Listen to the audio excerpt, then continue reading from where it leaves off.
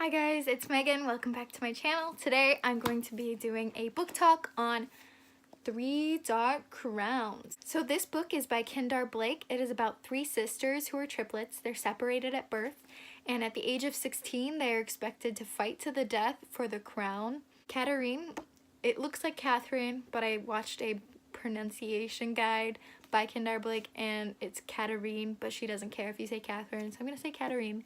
So Katerine has the poisoner talent, which is she can either handle taking in poison or she's really good at like brewing poisons. Mirabella has the element talent, which deals with like airbender type-esque things where she can control water, air, earth, fire, whatnot. And then the Fire Nation attacked. Ha ha ha. Anyways. And Arsenault has the naturalist talent. And with the naturalist talent, you get a familiar, which is basically an animal sidekick. And you have the ability to like grow plants and help nature and those sorts of things.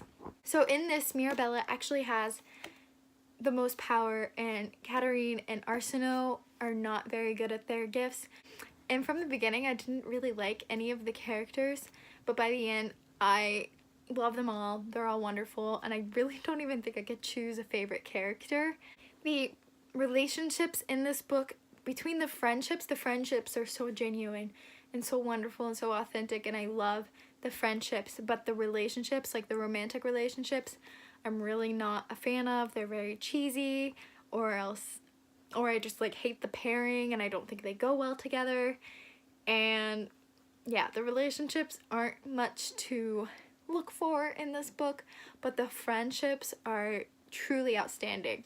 This book is told from the point of view from basically the like different locations rather than the three sisters. It's told from three locations, so you're not only getting the point of view of the three sisters, but you're also getting the point of view of their like side characters and their friends, which is an interesting take. I kind of liked that because you're getting the point of view of everyone and you're understanding the world from people who are not just the sisters, so you're understanding what it looks like on the outside and you're also understanding the sister stories.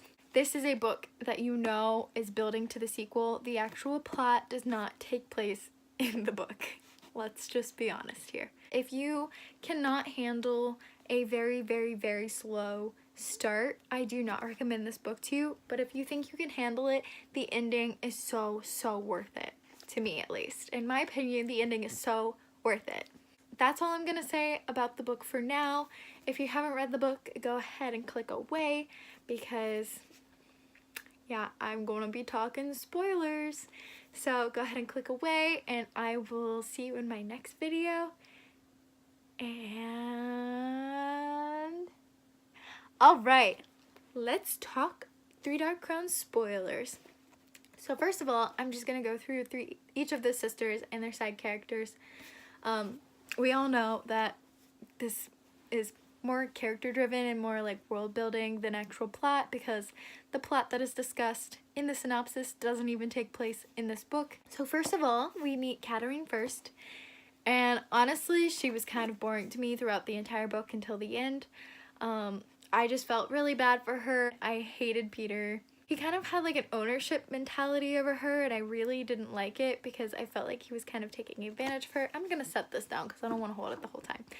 But I kind of felt like he was taking advantage of her and I really didn't like that because she doesn't know anything else because she's just been like dealing with being poisoned her whole life and like I guess anything is better than that. Also, Sweetheart, I feel so bad for Sweetheart and I hate that they just like gave her a new one and then that snake tried to bite her and I thought there was gonna be more of Sweetheart, but that's upsetting.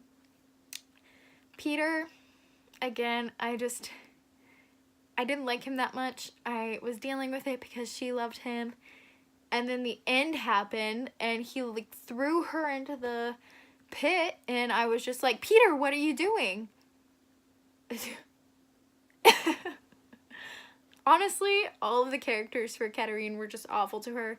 Natalia was probably the nicest-ish. Like, she didn't let Genevieve take over. I hated Genevieve. But but Natalia was like not that great either. I really enjoyed that she like had her back and made the Gave Noir like better, and she didn't like poison any of the food.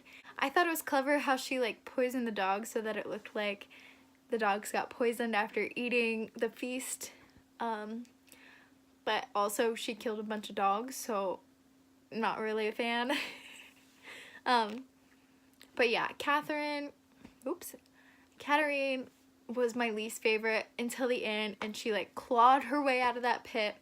I have some theories about that we'll discuss later. But she like got out of the pit by herself, like scary movied herself into Natalia's house, and yeah, I'm excited to see where that goes. Mirabella, I loved her. She was also a cinnamon roll. I thought this story was gonna like turn and it was just gonna be like Arsenault and Katarine like team up against Mirabella, and then you got Mirabella's point of view and she like remembers everything about her sisters and she doesn't want to kill them, and I was just like, oh, I do love her. Like, she doesn't want this to happen. The other two are like, I guess it's gonna happen, I'm gonna lose, but like she doesn't want to do it, and she knows she has the power to hurt them, but she doesn't want to. And oh, Mirabella, my little cinnamon roll. But like even more of a cinnamon roll is Elizabeth, like her priestess with the woodpecker. Elizabeth is my everything. I probably like Elizabeth like the most out of all the sidekick characters, unless you talk about Billy. We'll get to Billy. But Elizabeth's one of my favorite. Honestly, half the time when I was reading Bree's storyline, I forgot who she was. She was a little bit like forgettable to me, and she was really, really boy crazy, so I'm just not into that trope, so I often forgot like who she was and why she was there. But Elizabeth with her woodpecker, and then like having to lose her hand, she's like, she had like the stump, and then she was like, I'll just figure out how to use it when she was brushing Mirabella's hair, and they like no one tells her anything because she wasn't trusted by the priestesses anymore. And then Luca, not a fan of Luca. Nope, not a fan. I just want to see someone besides the queens challenge the idea of only one queen. And we all know it's not going to be Luca or Ro. Ro is even worse. I bet Ro was a war gift, just like Mirabella thought. And then Arsenault, also a cinnamon roll. She has no gift at all until the end, obviously, when she discovers that she is a poisoner. But Arsenault is so precious, and I love, like, she's willing to do anything to stay alive and like be with Jules and everyone still. So she practices low magic, which is supposed to be beneath her, but she like just understands that she has no chance unless she practices this magical. I'm like uncertain about her. I like that she cares enough to like go beyond the rules to help Arsenault, but her and Matthew, and like the fact that she really isn't there to protect Jules, she's just there for her own personal reasons. It makes me wonder like why she's actually helping Arsenault. Is it really to help Arsenault? Is it help, or is it to like just gain more power, I guess, because she is the host family for Arsenault, so she would get to live in the castle and whatnot. And then Jules, her and Camden are such a great pairing, and I also love Jules and Arsenault's relationship, and I'm surprised Arsenault doesn't like have a resentment towards Jules, just because Jules is so powerful.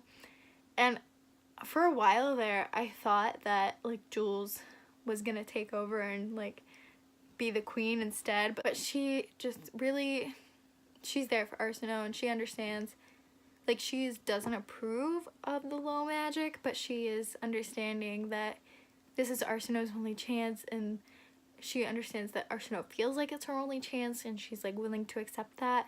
And I just really love Jules and Arsenault's relationship, and the scene with the bear like just proves how powerful Jules is, so I'm interested to see how that comes into play in future books.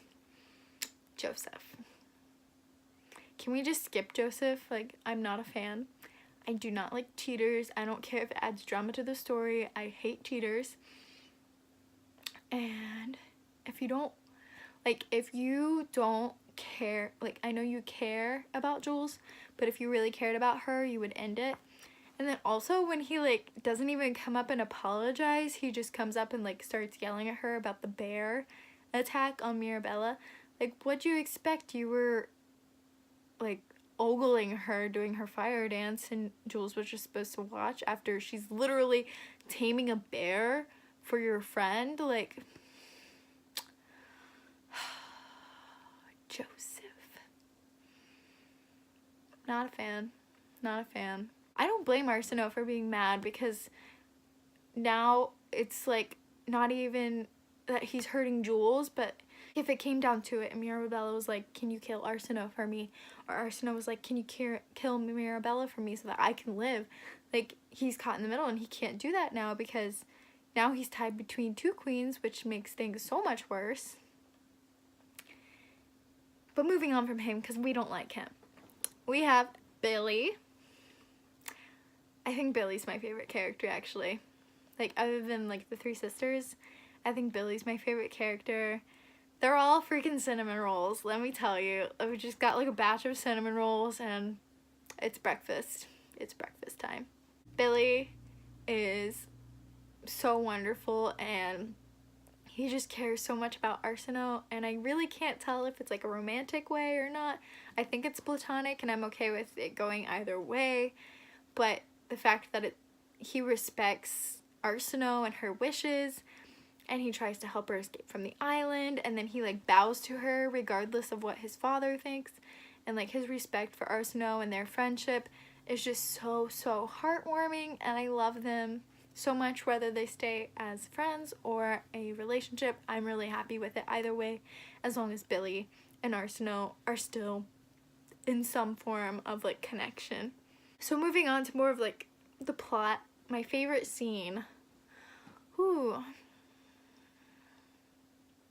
My favorite scene is probably the last one, just because it, like I've said it before in my other vlogs, but the ending shook me so hard that I literally called my boyfriend crying because I didn't have the sequel. Not because it was sad, but because I needed the sequel so badly and I didn't have it. And that's how much I want to read the sequel. So that will be probably one of my next purchases when I go to the bookstore. Still haven't read it. I need it immediately. So let's talk about the ending. Literally in my notes when I was like ending, the only word I have is yo. Like, what? It's not helpful, Megan. So the ending with Mirabella finally accepting that, like, her sisters were out to get her and she needs to, like, stop caring for them, and she's like, she's ready now. She's ready to kill. She's ready for her attack. And Arsenault, with discovering she's a poisoner, did not see that coming at all, in the slightest. And then Katerine, like, clawing her way out. So my theory is that in the cabin and, like, in the chaos of Mirabella creating the storm when she was being separated from her sisters originally, I think somehow Arsenault and Katerine got switched, and Arsenault's the poisoner and Katerine is the naturalist. I'm not sure if Sweetheart was Katerine's familiar or not. Maybe that's why she didn't ever bite or anything, but I hope not, because it breaks my heart if she already lost her familiar. Like, do you get another one? Is that how that works? I don't know anything about that. But I believe she's a naturalist, and I kind of wonder if she used her powers to, like, keep herself from falling in the pit. Like, did she create, like, a vine rope or something? I'm interested to see how that goes, and that's why I need the sequel now. That was my review / like, spoilery-ish talk. I hope you enjoyed this video, and I will see you in my next one. Bye, guys!